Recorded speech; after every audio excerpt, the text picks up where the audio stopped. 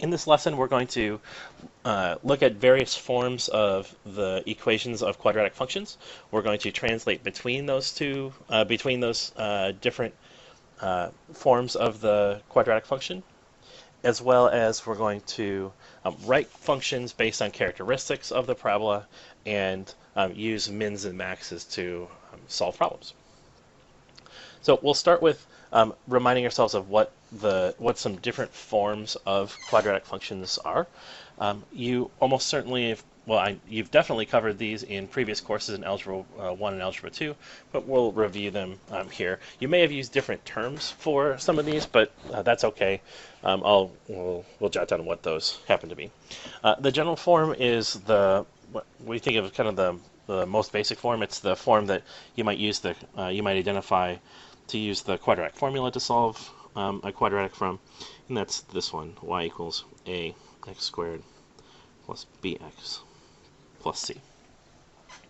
So it's probably the easiest to just write, but also maybe the least useful, in that it doesn't really tell you directly much about what the graph of this function looks like or any other information about the problem. The standard form, you may have also, maybe in other classes, called the vertex form. Is nice because it tells you what the vertex is from just looking at it. It's also we think of it as the transformation form, in that when looking at it, we can tell what transformations happen to the graph and what happened to the function immediately by looking at it. And that function, I'll maybe use function notation. How about is maybe some stretch of some sort times x minus, we usually use h for horizontal slide squared, plus k in vertical stretch.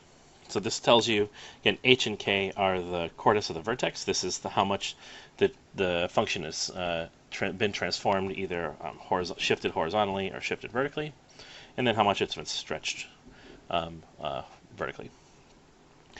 Another important form that you should know, and we're going to use quite a bit, is the intercept form, maybe sometimes called the factored form.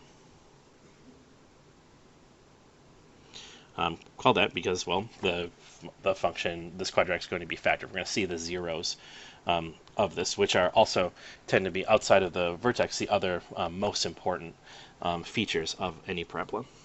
And that usually looks something like this: y, or f of x, equals however much the graph has been stretched, times x minus one of the x-intercepts, usually p is the symbol commonly used in books, and x minus q.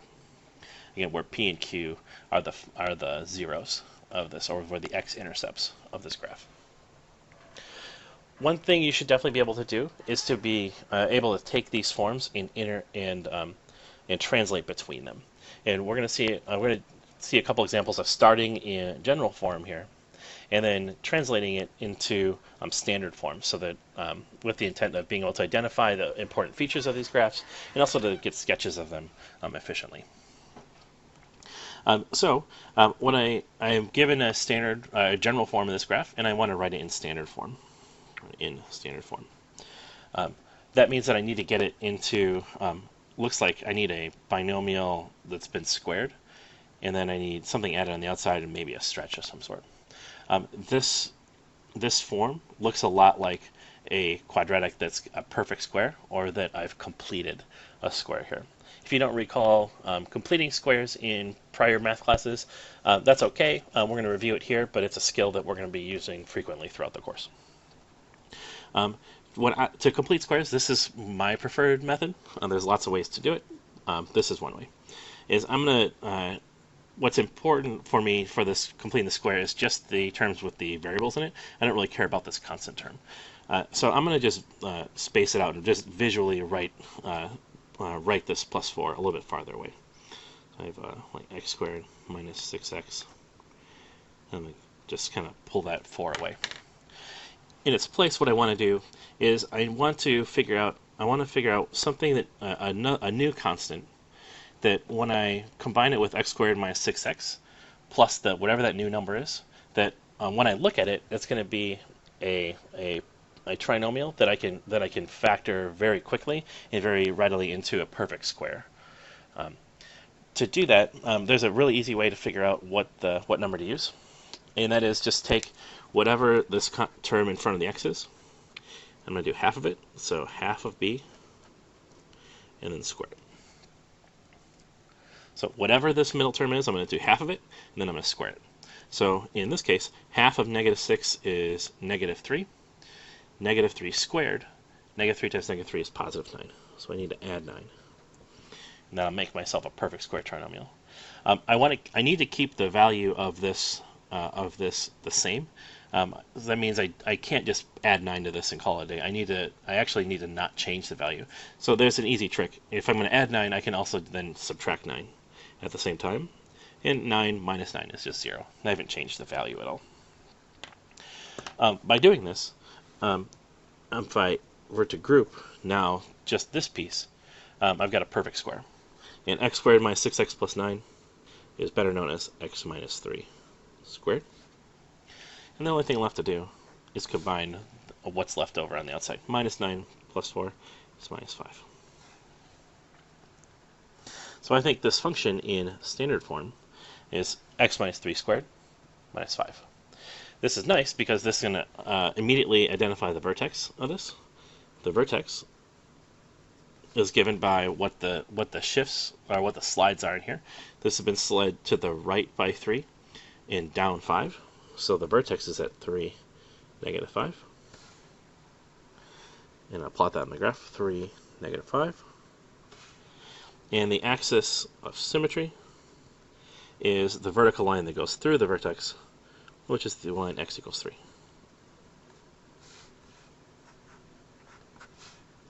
And to sketch this graph, this is easy because the coefficient is the leading coefficient is 1, meaning this is the same basic shape as the parent parabola. It's just been slid. It's just been slid to the right 3, down 5. So what that means is that when I go over 1, I'm going to go up 1 squared. When I go over 2 from the vertex, I'm going to go up 2 squared, or 4. And if I mirror that across the axis of symmetry, I can get a pretty efficient sketch of my parabola.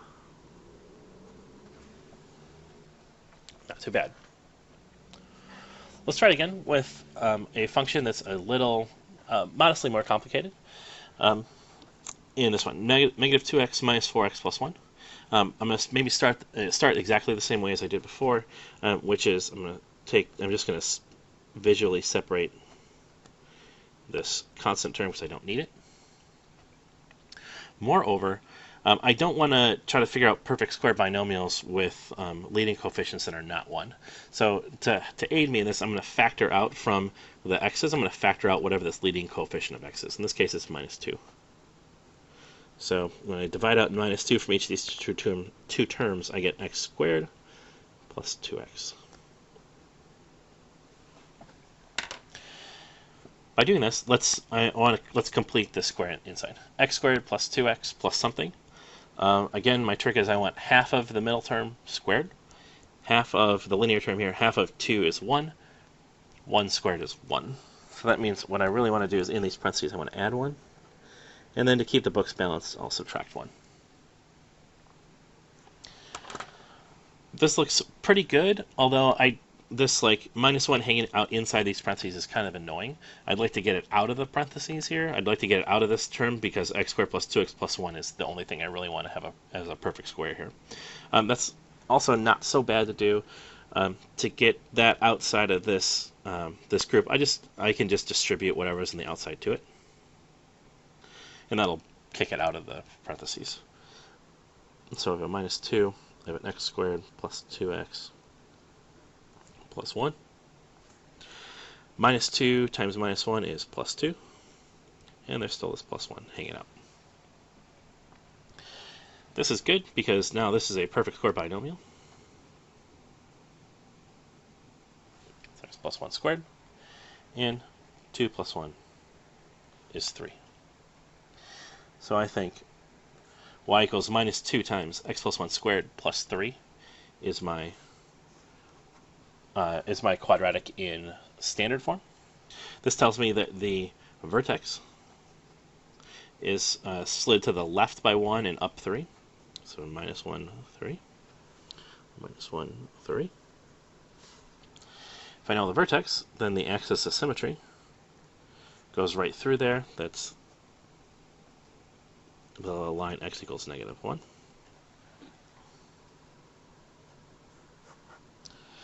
And what does the sketch of this graph look like?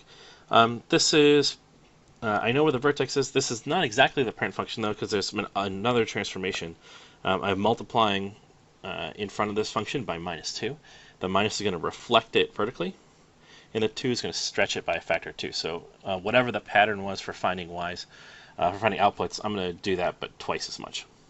So it looks to me like I'm going to go over, when I go 1 to the right from the vertex, instead of going up 1 squared, I'm going to go down because it's reflected, and I'm going to do 1 squared times 2, or down 2. When I go to the right 2 from the vertex, instead of going up 2 squared, up 4, I'm going to go down 4 times 2, or down 8. 1, 2, 3, 4, 5, 6, 7, 8. And reflect these over the axis symmetry,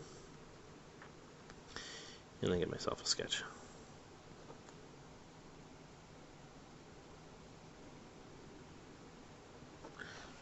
Not too bad.